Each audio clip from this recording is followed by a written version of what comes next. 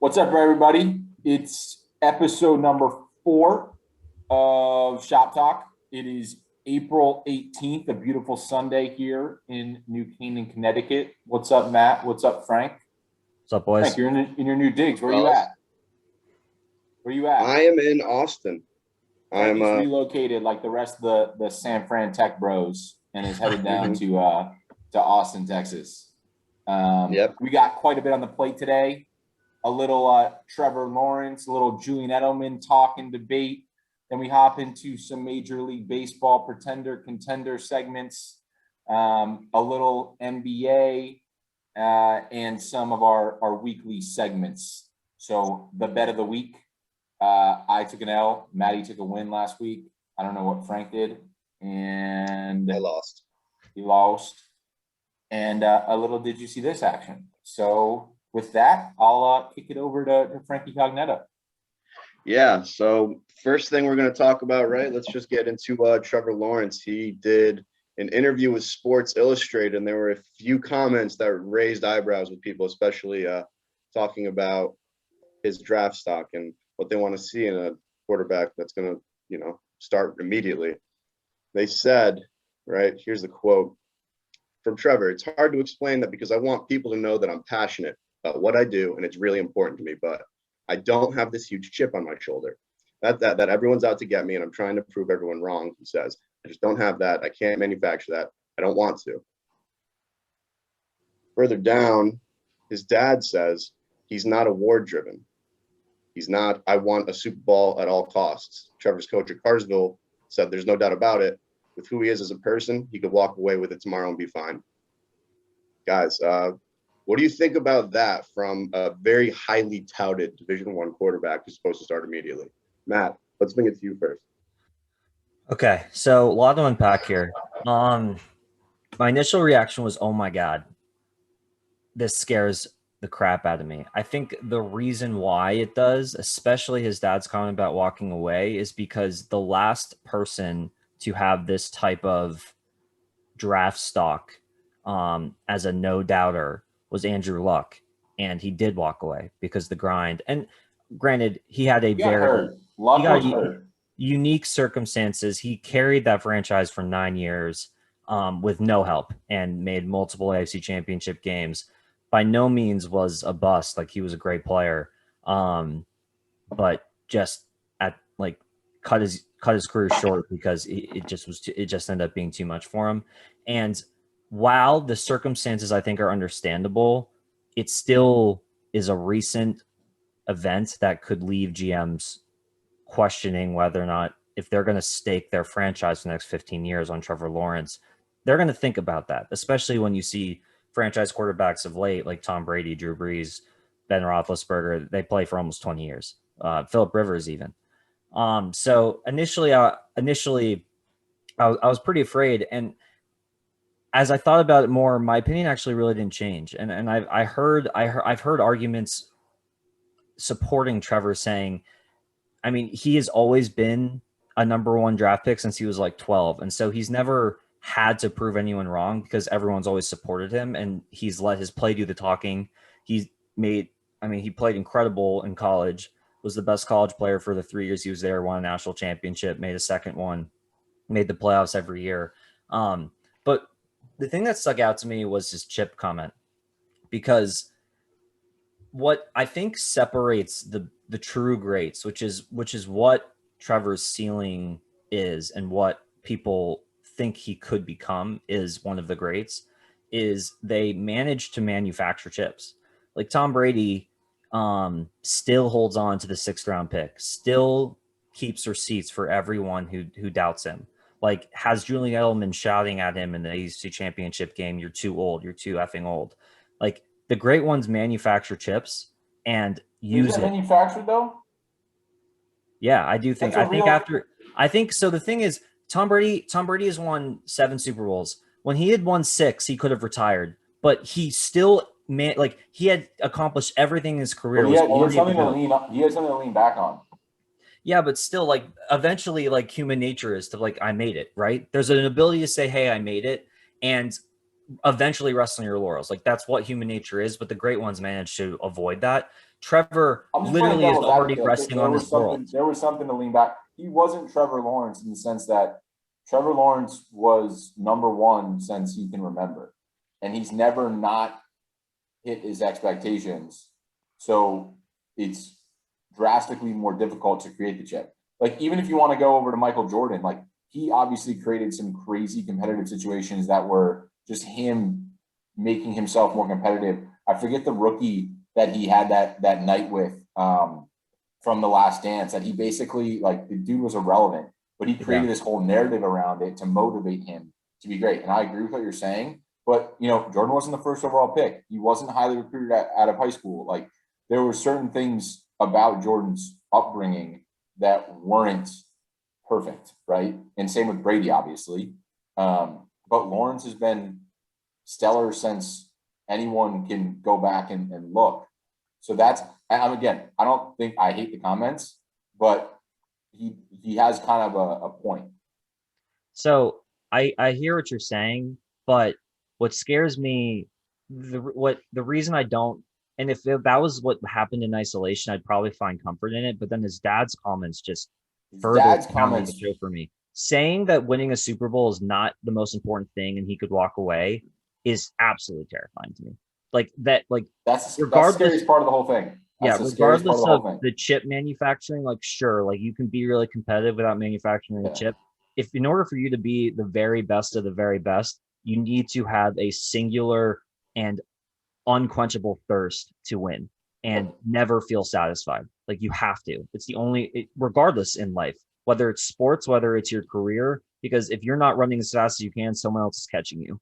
And the fact that he's already, before he has even played an NFL snap, okay with walking away from football, that's unacceptable. And that's something that I don't think I can shake from the comments.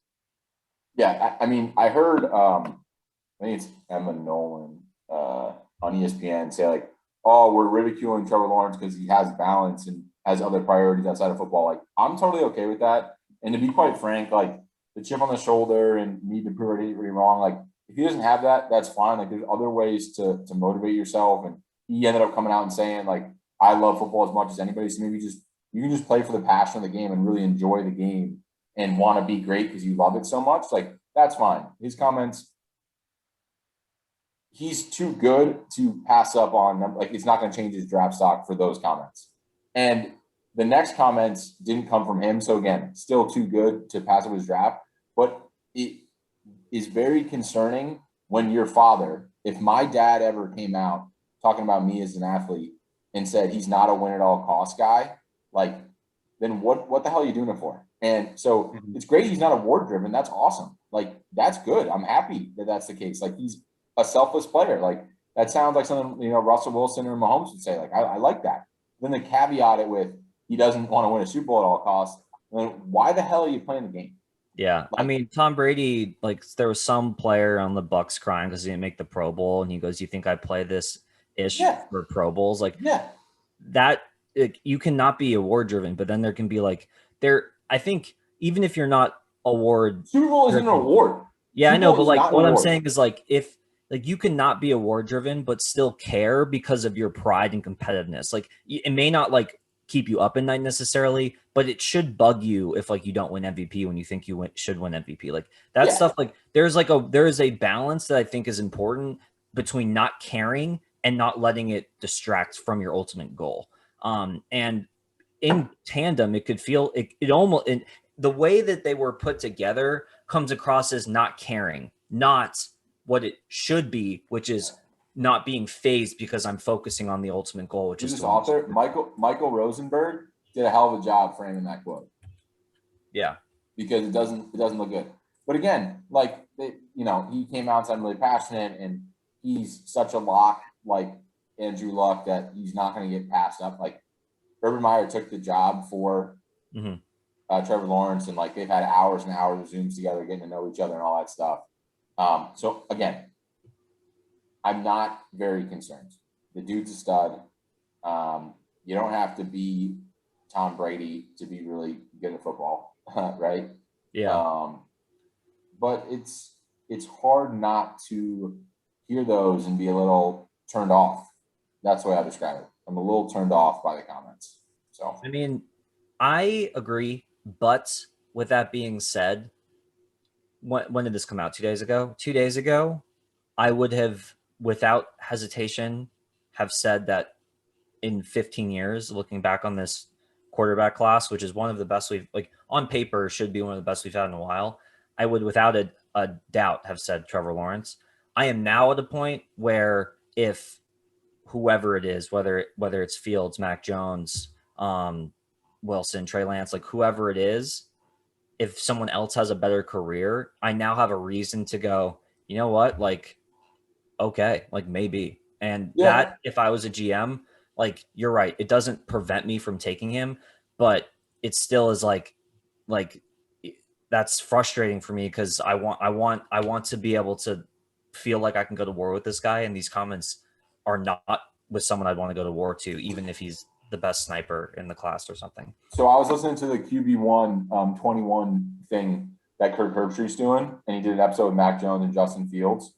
And there's a little bit of a discussion about Mac Jones, how, like, you know, what drives him to get that do that extra 20 minutes of film, etc. Like, what these comments do for me, and I'm just going to tease this, is like, and I don't know his work ethic, so I'm not, you know, I'm the last person that's qualified to question it. But I would say I would not be surprised if he ends up being the guy that isn't getting the extra 20 minutes of film, or isn't saying, you know, hey, James Robinson, let's like get our, you know, blitz pickups down pat for 50 minutes after practice.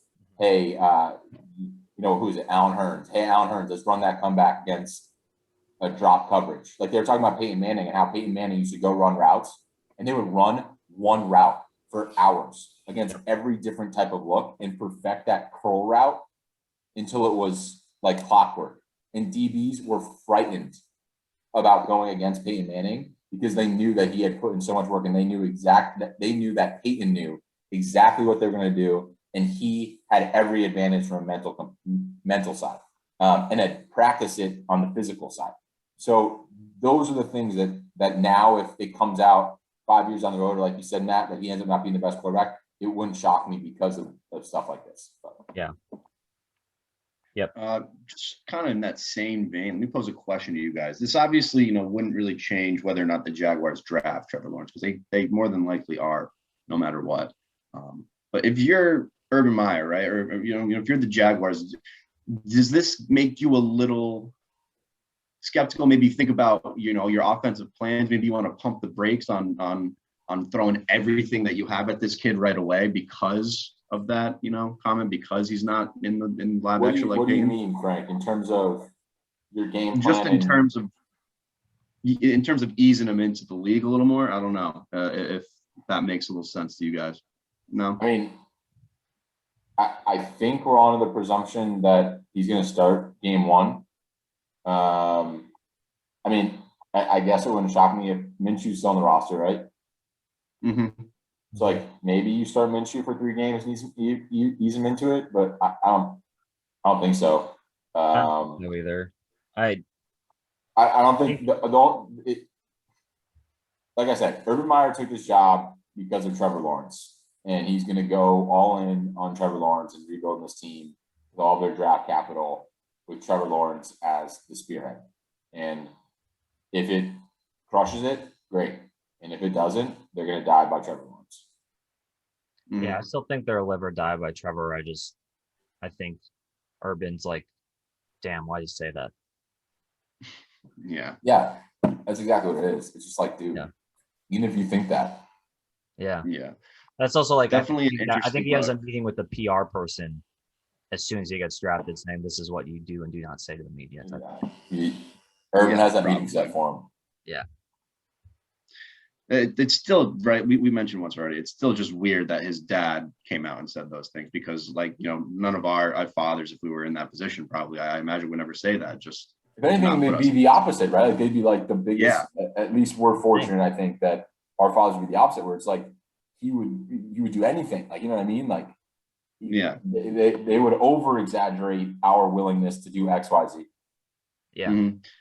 Definitely telling, but lot of interesting points there. We're going to move on. Next point we want to talk about, right, is Julian Edelman. So earlier this week, the Patriots announced that they were releasing Julian Edelman in what was expected to be a deal just to clear cap space, and he's retiring. The immediate response from everyone in Twitter and social media is Julian Edelman a Hall of Famer based on his career? Matt, I'm going to swing it to you first. Okay. So this is a tough one for me, and I think for all of us at least, is that I think everyone loves Julian Edelman because of his story. Like, he's, what is he, a 5'10", 195 kid from Kent State who ended up having an incredible quarterback that ended up having an incredible career in the NFL as a round draft pick. Professional teams. Exactly. And so I think I think what makes the narrative around his Hall of Fame case so compelling is just that, the narrative. And so for me, I think because of what the NFL Hall of Fame is, he's probably not a Hall of Famer. With that being said, I'm going to take a different twist on and say whether or not I think he should be a Hall of Famer, and then talk more about what I think the Hall of Fame should be. So for me, the Hall of Fame is a like immortalizes just incredible like moments throughout the league's history, and is really a celebration of what is great in the NFL. And what Julian Edelman did with his career, specifically where he made his living in the postseason with the Patriots, I think you can make an argument that he should be immortalized, and for that reason should be in the Hall of Fame. His catch against the Falcons is one of the greatest catches in Super Bowl history. His performance against the Rams is the reason why the Patriots won their 6th Super Bowl. And the play in the Seahawks against the Super Bowl after he takes that hit from Cam Chancellor, concussion protocol, maybe shouldn't have been in the game, but ended up catching the game-winning touchdown and then taunting the vaunted Seattle secondary after just completely shaking that cornerback, who I'm forgetting who he is at this moment. Like, those plays are plays that Patriots fans and NFL fans will remember for the next 50 years. And he has more of those types of plays than so many people that ever played this game. And if you think of what, like, talking about what I think the Hall of Fame should be, that type of player should be remembered forever. And for that reason, I think there is an argument to be made that, is he a first round ballot Hall of Famer? No, he's not. He doesn't have the stats to back it up. But, like, is he someone who should live forever in the echelons of football? I think he should. And for those reasons, he should be a late ballot Hall of Famer. I'll turn to Alex. Okay, so one thing I'll say on that about the Hall of Fame, he should be remembered for forever. I agree. You don't have to be a Hall of Famer to be remembered for forever, right? Like, you don't, that doesn't immortalize you. His postseason success and his status in the record books in the playoffs does that for him, and his Super Bowl rings. The only reason he's being considered is because of that postseason success, right? And the Super Bowls that he won with the Pats. Let me caveat this whole thing with saying that I'm the biggest Julian Edelman fan of all time. I have a huge man crush on him. I met him when I was a freshman at Harvard playing wide receiver, in real life under 6 foot white wide receiver that wanted to be everything that Julian Edelman was. Okay. He's not a Hall of Famer. The postseason, let me address the postseason success first. The postseason success he had, absolutely phenomenal. Obviously, he ranks amongst the all-time greats. The reason that is what it is because of his situation. And there's a whole argument that can be made about, well, everyone's a product of the situation. I totally agree with that. That's fair. But if you put him on any other team, it's not even a discussion. Okay. And there's plenty of players that are Hall of Famers that were on shit teams because they were unbelievable, immortal players, not having immortal moments. Okay. Now let's get into the raw numbers. I don't know if you can see this. I'm going to share this quickly with you guys. Share my screen. This is something I watch First Things First on FX1. And There's a stat here. Going back to the beginning. Sorry. Here it is, right here. Edelman versus Hines Ward. Hines Ward's never going to be a Hall of Famer. They're both Super Bowl MVPs, and Hines Ward blows him out of the water. Okay, in career receptions, career yards, career touchdowns. So that's point one. Stop the screen share. Point number two, just to put in perspective, and I think Frank's going to touch on a little bit in comparison to Hall of Famers, but just in general NFL history numbers, not playoff numbers, career numbers in this regular season NFL history. In terms of most receptions NFL history, Julian Edelman has 620. That puts him 75th all time, behind LaDainian Tomlinson at 624, who's a running back, and slightly ahead of Jordy Nelson at 613, who was a great player for a minute. And oh, by the way, I had Aaron Rodgers. Actually, here's one for you. Travis Kelce is 78 with 613, and he's in the prime of his career, just to put it in perspective, okay? And he's a tight end. Most receiving yards. This one's really going to get you. He's 156th all time with 6,822 receiving yards. Coming in right below him at 157 is Larry Centers, a fullback, with 6,797 receiving yards. I'm sure he's a phenomenal player. Maybe he's all Famer. I don't know. He's a fullback. Then slightly ahead of him at 154, who's played maybe a minute in the NFL with all of his injuries, Odell Beckham Jr. has more receiving yards than Julian Edelman at 6,830. And then 155 in between him, I don't know who the hell Charlie Hennigan is, but he had 6,823 receiving yards. Okay? Let's keep going. Receiving touchdowns. Edelman, 254th with 36. 254, all tied with him, are three tight ends. Eric Green, Anthony Fasano, and Owen Daniels. And how about Julius Thomas, too, at 36? Okay? That's four tight ends. And not bums, but bums when you talk Hall of Fame. And then let's come on, give him a little credit. Let's do all-purpose yards, okay? Edelman has 9,869 all-purpose yards. That's pretty good. That's 165th all time. Behind Frank Gifford, stud, tight end. Tyler McDonald, Hall of Famer. Randall Cobb, not a Hall of Famer. And slightly above him, Willis McGahee, who had 9,833 yards. So that's all I got. I love him to death. I love Julian Edelman. And I would do anything for him because he is an inspiration to me, quite frankly. And oh, by the way, when I met him at Harvard, he was the nicest guy in the world. And he asked me about my career and how my expectations were for the season. I had just blown out my AC joint, was in a sling. And he said he did the same thing his freshman year of college. And he was with some beautiful supermodel having dinner at Alden and Harlow in Harvard Square. Okay? Didn't have to waste his time to talk to me. He did. He's not a Hall of Famer. He's not a Hall of Famer. I mean, you threw a lot of numbers at us, but I think it paints a very clear picture, right? Like his stats just aren't in line with what you would expect from a Hall of Fame receiver. You talk about players. Quickly before we get, it's not like his stats aren't in line because his career got cut short because of injury, which he is saying, but like he's not a young dude, right? He's 35 or he's going on 35. So he played a full career. Yeah, it's not like it's Derrick Rose where he not a Calvin Johnson situation. You know what I mean? Yeah, he's not Calvin Johnson. Okay. No. So that should be caveated as well. Yeah, absolutely.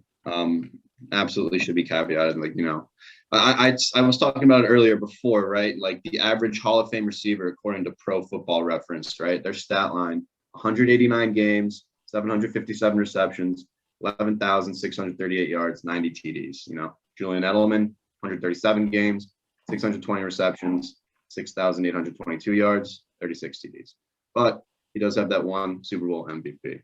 We talked about it like Hall of Fame players are there because they have Hall of Fame careers, not because they have a Hall of Fame story, because of Hall of Fame moments. So unfortunately, Julian Edelman, just the numbers weren't there. So we're all in agreement there. Let's transition now into the next topic, which is going to be a little bit of contender, pretender, the MLB, right? We're in week 2. I want to start talking about things that have been happening. I mean, obviously earlier in the week, we had that replay issue with the Braves and the Phillies. You want to start there? Yeah, Frank, up to you. We can talk segments, or we can just rip through each division and kind of talk about the leader and do pretender or contender. Whatever you want to do, either way, buddy. Yeah, just because it happened first, let's start with that replay issue. You guys saw it, obviously. I can quickly respond. It just makes no sense. I don't know what happened. Other people are saying that the replay officials shouldn't know the call in the field because they're afraid it might hurt the ump's feelings. What? That is absurd. Absurd for the integrity of the game. It's real simple. If we're gonna have replay, it should be right every time. They got it wrong, and it's unacceptable. And there's no reason why they should have gotten it wrong. It's silly. Mm-hmm. I don't think it's very complicated. Yeah, I don't think it's that complicated, and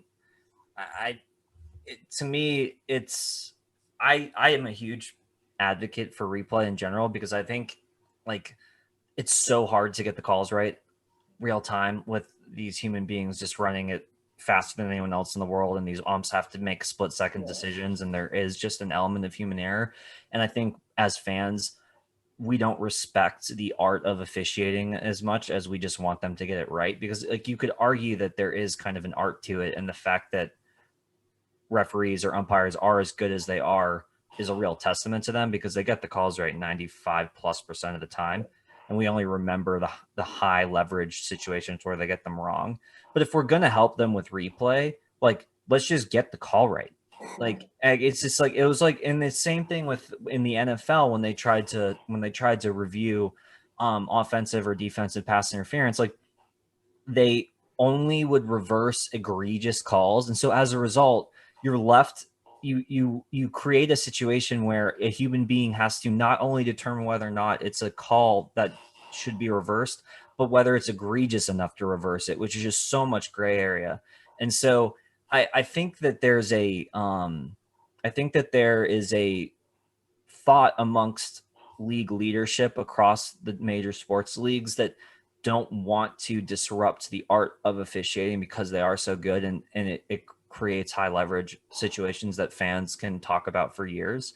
But if you're going to try to help them, let's just say let's just get the call right. We'll go into slow motion. We can make it objective and we'll have it right. And for some reason, no league is willing to do that. And it just is my biggest takeaway is just, I don't understand why. And so but again, the call itself shouldn't have been controversial, but it was. Yeah, absolutely. I mean, I understand that there's a novelty, right, to the whole human error, the lack of using computers with stuff like this. But when it's this bad, I mean, you have to have a conversation about maybe it's time, right? I don't know. I mean, that was just really bad, costly at that stage in the game. Really just can't be happening. But let's transition into contender pretender. Let's just going to go through the divisions, right, and just talk about things that's going on. Right, we're starting the AL East. Yankees are playing really bad baseball. What is going on? They're not coming up today. We're asking contender for the league leader. Yankees aren't the league. We're not talking about them. So Red Sox. They're quick answer. Quick answer. They're pretenders. Good start. They're pretenders. Yeah. Thank you. They're pretenders. Matt, go ahead. Yeah. Obviously, at the top of that division is the Red Sox, just ripping right now, on fire, 10-4, topping the AL East. I mean, what's going on there, guys? Alex, start with you. I just said it. The Red Sox are pretenders. Done. I have nothing to explain. I am gonna say that they're contenders, and You're saying that to say it. That's bullshit. No, I'm not. I'm not. The reason I think they're better than the Blue Jays. I don't even talk about the Yankees. You think they're better than the Blue Jays and the Rays? I do. Yeah. Well, okay. That's a different question. Better versus are they contenders? So if I'm taking the interpretation as contender to win the division, I do think like the way that they have shown that they can play actually forces you to consider them, because if you look at run differential, they have the third best run differential in the league, behind the Reds, who we can discuss whether or not they're contenders, and then the Dodgers, who are the best team undisputed in baseball. And what has been incredible is that their pitching has just been way better than anyone should have anticipated. But called reversion to the mean, Matt. Do your math. I'm gonna stick by it. Like it. Sure. Do I think the Yankees are gonna win the division? Yes, I still think they're gonna win the division. But do I think it is a fluke that a Red Sox team that I thought would be like a 450 team is playing this well? The way that they have shown me they're playing makes me think it is not a fluke. And if the Red Sox are giving the Yankees a run for their money and competing for a wild card team, if that is what, like, if you consider that, calling contenders. I think it's like a contender to like win the whole shebang. Okay, then no, I don't think anyone. See, I think that's a less interesting segment in terms of winning the World Series, because like I don't think there are that many contenders right now to actually win the World Series. Okay, how about contenders in the AL? I do think they're a contender in the AL right now, today. Next. I mean, the way they're playing right now at this pace, they can keep it up. Obviously, Alex talks about reversion of the mean, but if they can keep up this type of play, it's hard to see them not winning. Yeah, they have an MVP. Yeah, and if Byron Buxton can keep up his 500 batting average, he'll be the greatest hitter of all time. It's called reversion of the mean. He's not going to hit 500 this year. Moving on. They do have an MVP candidate, which I think JD Martinez is a true MVP candidate. He's one of the best hitters in baseball and has been for 5 years. And Bogarts is also a great hitter, and they had terrible years last year, which is why the Red Sox were so bad. And the fact, like, if we talk about recursion to their career mean, they could have great years, and if they have great years, they're a contender. And they are having great years right now. I don't think those two having great years equals contender. I think those can be mutually exclusive. I mean, they're just playing undeniably good baseball. That's what it comes down to. Yes, they went 9-1 in their last 10. I agree. They're playing really good baseball. It doesn't mean that's how baseball works. It's called like it's hard to use that though as like how they haven't played 15 games yet. They're playing their 15th game today. I hear you. They haven't hit 10% of the season yet. We're going to see what happens. It's a young season. We're going to see what happens. Let's move on. How is it hard to use that? I think they're an above 500 team that will compete for a chance to win. That will win an AL wild card. And once you're in the dance, give me a chip and a chance. Yeah, absolutely. Moving on to the Central, right? We got the Royals, 8-5. Pretenders. And the Indians, 7-7. Easiest segment ever. This is a contender, right? It's gonna be the Twins of the Sox. I really hope it's the White Sox. I'd like to see the Twins and the White Sox in the playoffs. I would like to see the White Sox in the playoffs as well. But the Royals are pretenders. Let's stop. Yeah, that one's easy. And then in the West, we talked about it in our little, preseason preview. Is this going to be the year that Mike Trout makes the playoffs? Right now, they're on top of that division in percentage. Are they in contention? You think? Are they coming in hot? They are, in fact, contenders. I think we thought they were contenders before the season started. I think we were hoping to see some validation of some of the money spent. And assuming Shohei Ohtani's health and they continue to pitch the way they're pitching, and Rendon looks like Anthony Rendon, I wouldn't shock me at all if they're, in an ALCS. They're very talented. So I hope so. I hope we see Trout in the playoffs. But they're definitely contenders. Yeah, they're contenders, and they're contenders for the reasons Alex and I predicted at the beginning of the year. Trout, I think, maintains his leading odds to be AL MVP. I feel incredibly good about that pick. Not that it's a controversial one, but the only other option is his teammate. Yeah, Shohei. And Ohtani is not the thing that's so incredible about Ohtani's start to the year, which is also the only reason that gives me pause as to whether or not they're true contenders, is he's hitting well above 300, which is not something I expect him to hit 290 with a lot of power, not 330 with a lot of power. And so that scares me a little bit, but they are definitely contenders. But they're probably the most fragile contender for me in the sense that they're so injury prone. I don't think Ohtani maintains this average, and I'm really worried that it will quickly turn into Trout's hitting above 350 and everyone else is a below 300 hitter. Yeah, good points there. Let's transition to the NL. Let's go to the most fascinating team I think right now is the Reds. None of us saw the Reds playing this good out of the gate. Are they contenders or are they pretenders? I'll start. I think they're contenders, and I think they're contenders because I don't have a reason why they will not continue to be competitive with the rest of the teams in their division. The division stinks. Yeah, the Cubs are awful. The Pirates might be the worst team in baseball. The Cardinals are very mediocre, and the Brewers are also like above average. And Yelich just hit the DL. Exactly. And he's still sucking.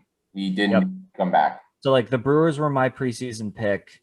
I shouldn't feel bad about that, but I do. Like I look at this division and how the first 10% of the season has played out.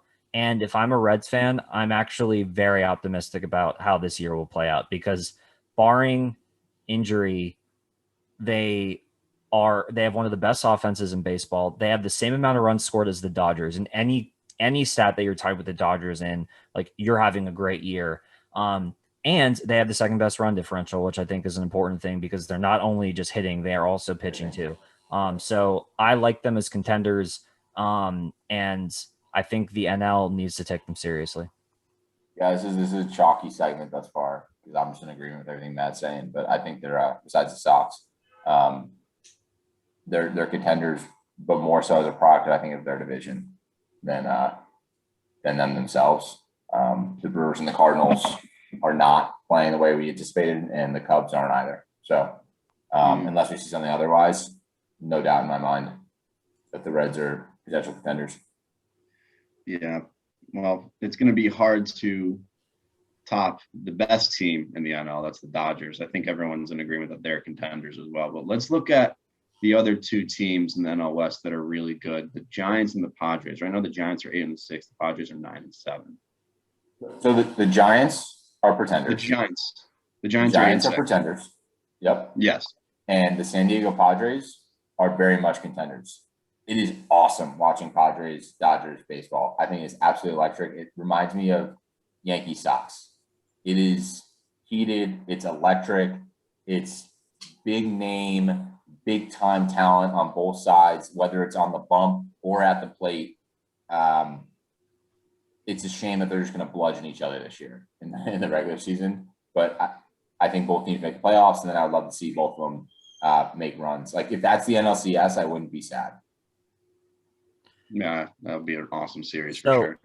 So I mostly agree, but I want to say this about the Giants. The Giants took 2 or 3 from the Padres, went on to sweep the Rockies in Colorado, and then took 2 of 3 from the Reds. The Reds and the Padres are both teams that you would say are contenders, and the Giants straight up beat them.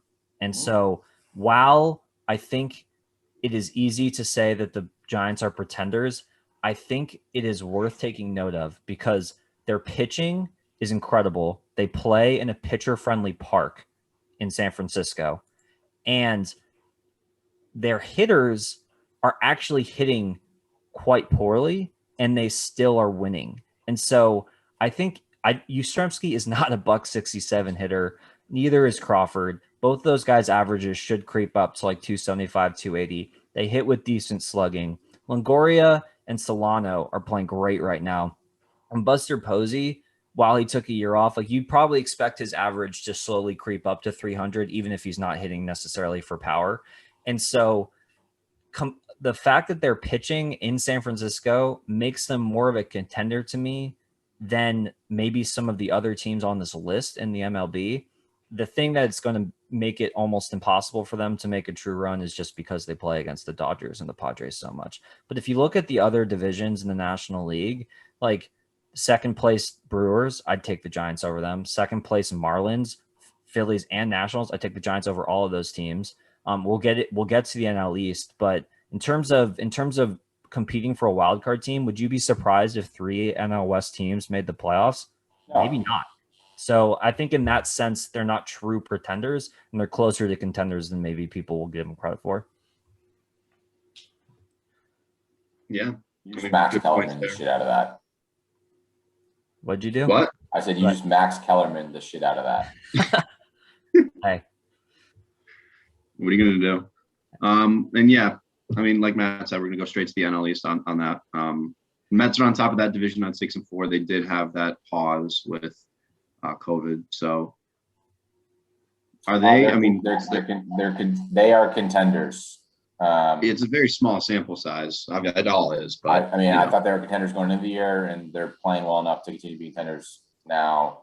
Lindor looks like the Lindor we were hoping for. Obviously, DeGrom is unbelievable. Stroman actually looks pretty good too, which is I'm still pissed the Yankees didn't try to go after him. We would be so nice if we had him right now. The only thing that I would like to see in this division is my buddy Acuna get some help in Atlanta. He's going to win MVP for the NL, I think. He's on an absolute tear. He's so much fun to watch. And the Mets are contenders, and I think it's going to be 2 teams out of the NL East in the playoffs. The other being the Braves. So I obviously picked the Braves preseason to go to the World Series. I'm not jumping off the bandwagon yet. Acuna was also my MVP pick. He looks great. The thing that does worry me, though, again, is the pitching, which I didn't think would be as much of an issue as it has been. But the Braves have let up, I think, the most runs, second to the Tigers, who are probably actually the worst team in football. Do you think those pitchers are going to come back to what they are, like Max Fried and I'm blanking on his name. The other dude who was at lights out in the playoffs. Anyway, I think those guys just had a couple bad starts. I think you're right, but I think you're right, and it's a really long season in baseball, and so they should figure it out. But the thing with pitchers, which I think is so funny, is they can pitchers are the weirdest human beings in the entire planet. Like the stuff they deal with in their head to remain an edge and to compete at the level that they do. And a couple of bad starts can really spiral. And so I agree that they're probably fine, but it is a situation that I'm monitoring closely, especially given my vested interest in being right. Because if they string together a couple more bad starts, then you're talking about their confidence is shaken, and you have a situation where talented pitchers can't find the strike zone. And when they do, they're taking a little something off of it and they're just getting shelled. And so I think it's probably fine, but it's not, to me, after the Braves went 0-4 and then ripped off 4 straight wins, I was like, oh, they're fine. And then they proceed to go 2-5. That concerns me. And maybe it's because I'm being a little overreactive because I'm not subjective here, but I think there might be a little bit more smoke here than Atlanta Braves fans might hope. Yeah. I mean, you summed it up perfectly there. I mean, not much else to add to that. That's just good baseball talk. I think that's enough for that. Let's transition into our weekly segments, right? Yankees are winning. Oh, they are. Yankees are winning.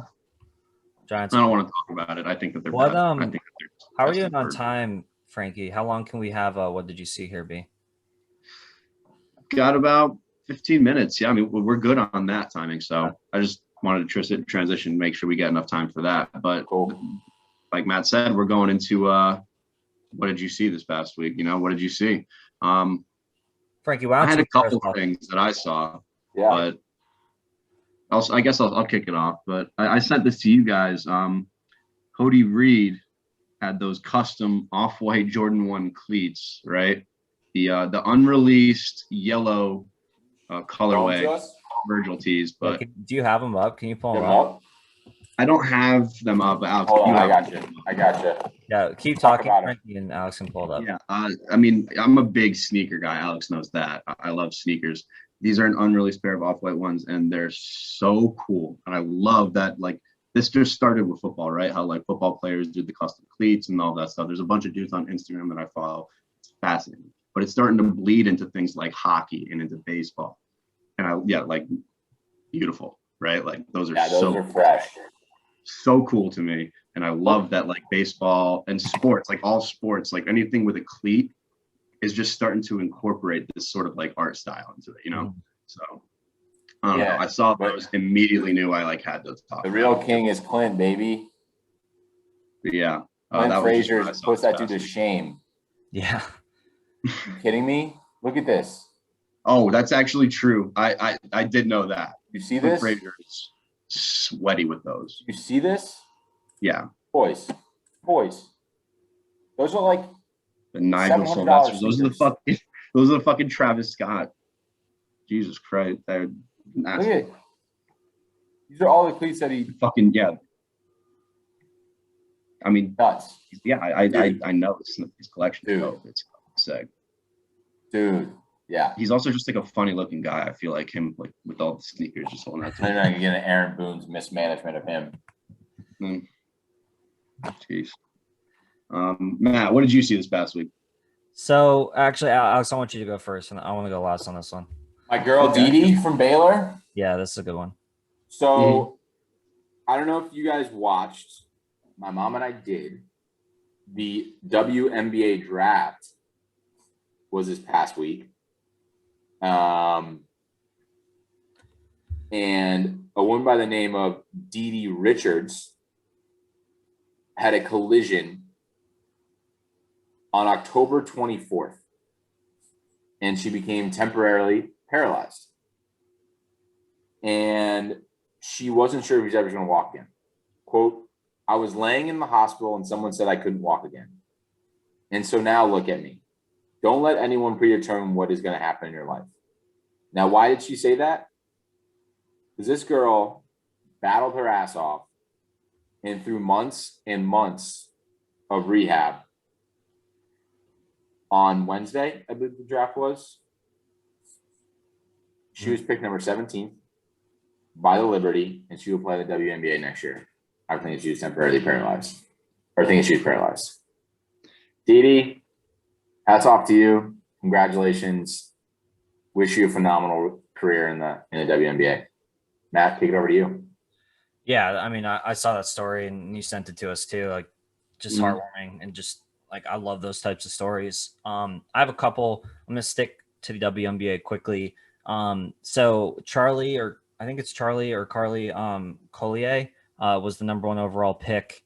And what I thought was so cool was that Kevin Durant immediately reached out to her and congratulated her.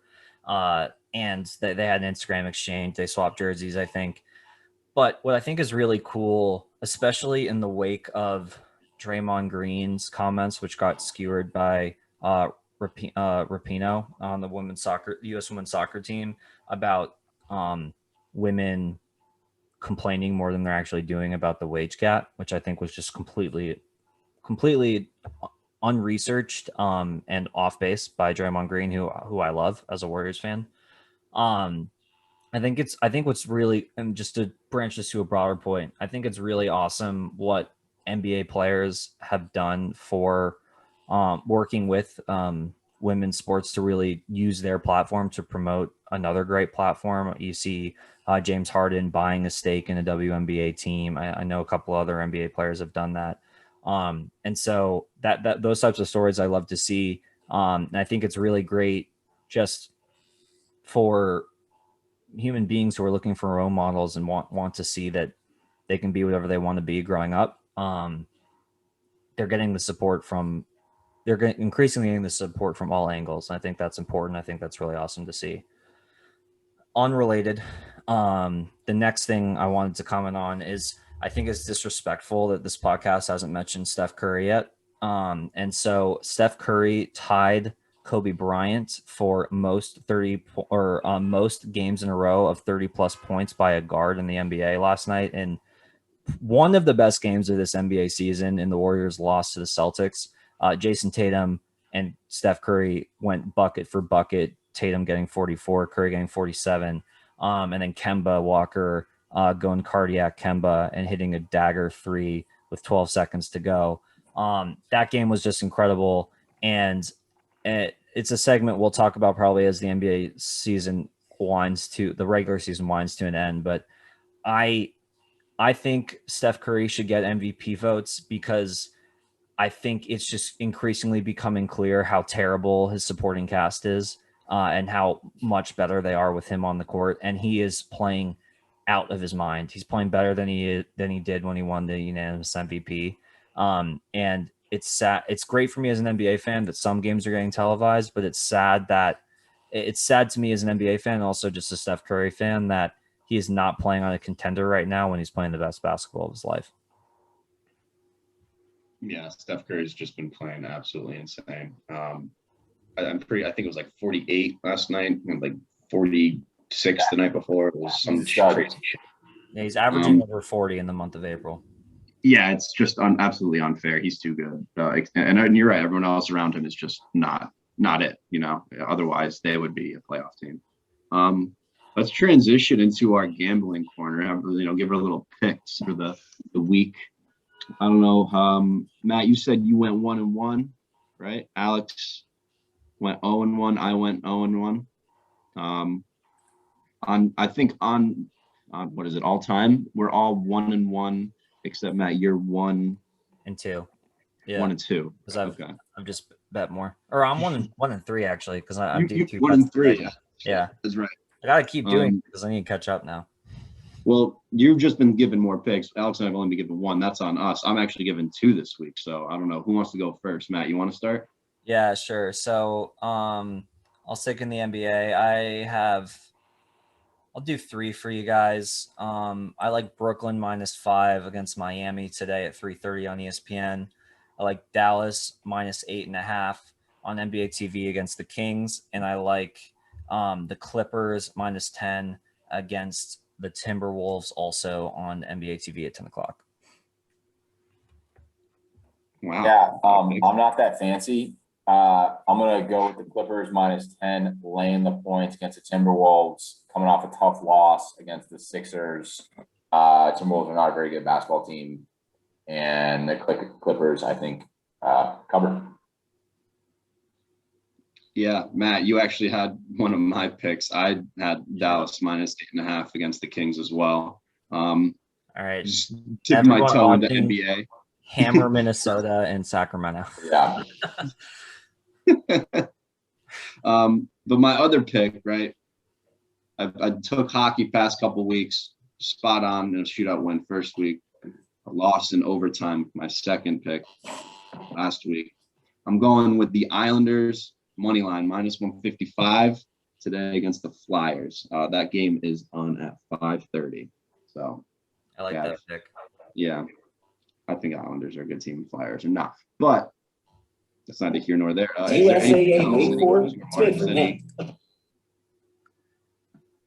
My bad, guys. No worries. We're still getting the tech here in the shop down. Yeah. And I'm the recorder, so I have to, do the anyway. Frank, continue about your hockey pick, your money liner. Cool. So I think that's it then, right, guys? Yeah, that's it. That's all I got. Closing remarks? Maddie, before we head off, I don't know how much time we have left. I don't think we have a lot left, but 60 seconds. Mm-hmm. How you feeling about Jamal Murray, buddy? Oh, I'm heartbroken. I'm glad you brought this up so I can vent to everyone. Like around the horn. It's a countdown. Give us your 60-second vent before we go away. Just for me personally, and also Jamal Murray, just absolutely devastating watching that game. I watched the injury happen real time. I knew it was the ACL. It was a non-contact knee injury. My Denver pick is awful now. Everyone sell your Denver stock. They're not going anywhere without Jamal Murray. And just heartbroken for the NBA. I mean, he's one of the young stars in this league who elevates in high pressure situations. And so I knew he was going to have an incredible playoffs again. And just heartbroken and wish him a speedy recovery. It's usually a 12-month injury. I hope somehow it can be faster than that because I want to see him at the start of next season, but that's looking very unlikely. Frank, any parting thoughts? Yeah, no, definitely hearts out to Jamal, and Nugget Nation, that just, dagger to their season. So like Matt said, hope he heals up quick. We get to see him a lot earlier next year than, prognosis predicts. So one thing I want to say before we leave, though, is this is a YouTube podcast and we haven't said this yet, but everyone, thank you for listening. If you've made it this far in the video, it really means a lot to us. We love doing this and hopefully it's fun for you guys. And if you're willing, please drop a like, maybe subscribe. It's free. You can always unsubscribe if you don't want to anymore. And maybe hit us a comment. Why are we wrong? Why are we right? We love to hear from you guys and we read every comment. Totally agree. Second that, and would love to hear your guys' opinions, and we can bring it up and add some more banter to the podcast. To those that are listening, truly thank you.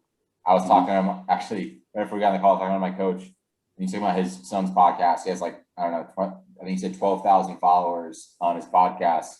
I was like, whoa, that's great. I think Matt, Frank, and I are hoping for 12. So, and then includes my mom and dad.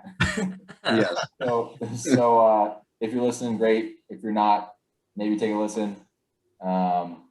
Anyway, thanks guys. I think that's all we got. See you next week. Thanks, next week. everyone. See you.